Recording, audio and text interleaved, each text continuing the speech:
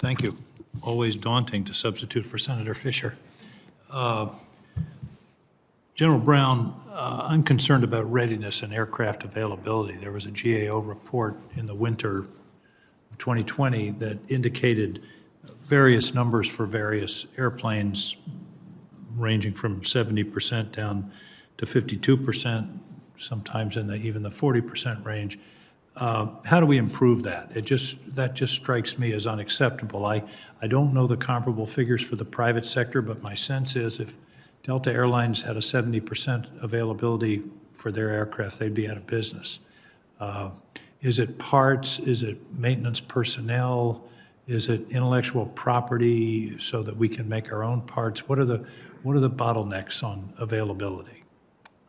Senator, I appreciate the question, and like you, I'm concerned to make sure we have the readiness that's required to support the requirements for the combatant commanders, but also to ensure that our airmen are fully trained and capable to support our national security requirements. One of the key factors that impacts our readiness is our weapons system sustainment, but I also look at the average age of our fleet, which is about 28 years, in addition to about 40% or more of our fleets past its design service life. And so our focus on not only sustaining the current capability with our weapons system sustainment investment, but at the same time being able to modernize. And what we're finding that our aircraft now are, over the past 2 decades, are bringing about a third more, taking about 10% longer to fix. And we have the right manpower as far as from a maintenance perspective, but they're young. And what I mean by that is we plussed up manpower here just several years ago. A lot of them are at what we call at our entry level, and we're building that experience. At the same time, we're operating some older platforms. But my understanding is part of the problem is parts availability. It can take ages to get parts from the manufacturer. Are we developing programs where we can build our own parts? I foresee a day where every depot has a 3D printer, and we have the intellectual property as part of the purchase of the airframe in order to be able to make our own parts so that we don't have to be at the mercy of the OEM. Senator, we are doing that, and the intent is to do as much as we can with some of the 3D printing, particularly as we look at some of our older platforms where we have diminishing supply from our vendors because some of those vendors don't exist anymore. So taking opportunities to advance in our technology with the 3D printing is exactly one of the things we're working on. Well, I hope that in future acquisitions, part of the deal is always to purchase the intellectual property so that we can make our own parts and not be dependent upon the supply chain. That is exactly our approach as we do our digital acquisition approach, to be able to have not only access to some of the intellectual property, but also using open mission system and agile software to be able to redesign very quickly or adjust quickly and print like you described. Let me ask a question that Senator Fisher might have wanted to ask.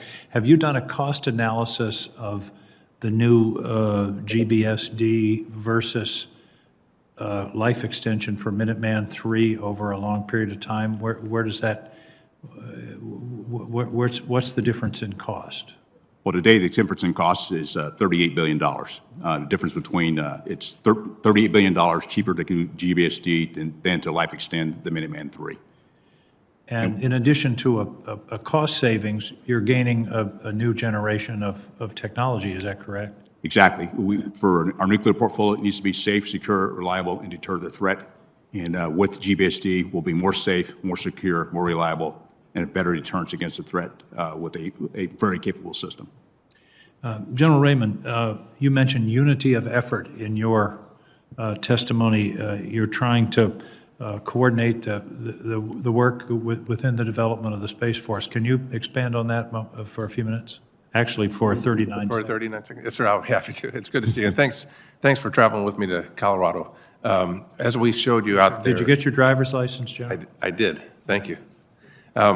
As I showed you out there, sir, we've made great progress in developing a strategy and then architecting and designing the force to meet that strategy.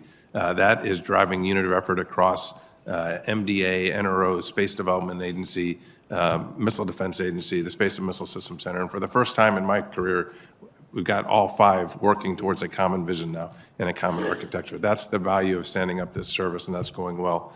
On the requirement side, the JROC just signed a memo that says the Space Force is going to be the lead integrator for requirements for the space across the department. And so that's another big step that is in close partnership with that force design work.